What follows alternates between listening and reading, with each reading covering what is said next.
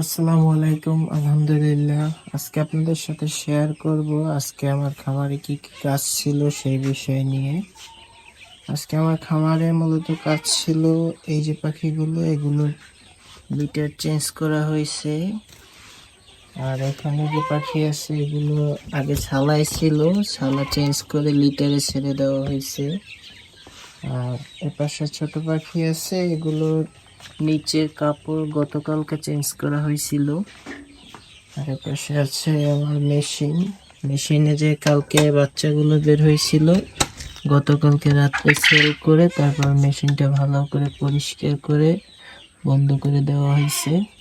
এখানে 2 কেজ ডিম ফাঁকা আছে, ওইটা আজকে রাত্রে বসাই দেব।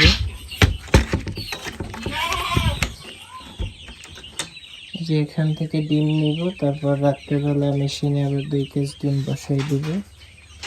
আর একটু বাইরে আসলে দেখা যাবে এখানে আমার যে দেশি মুরগি আছে ওগুলো এখানে আছে।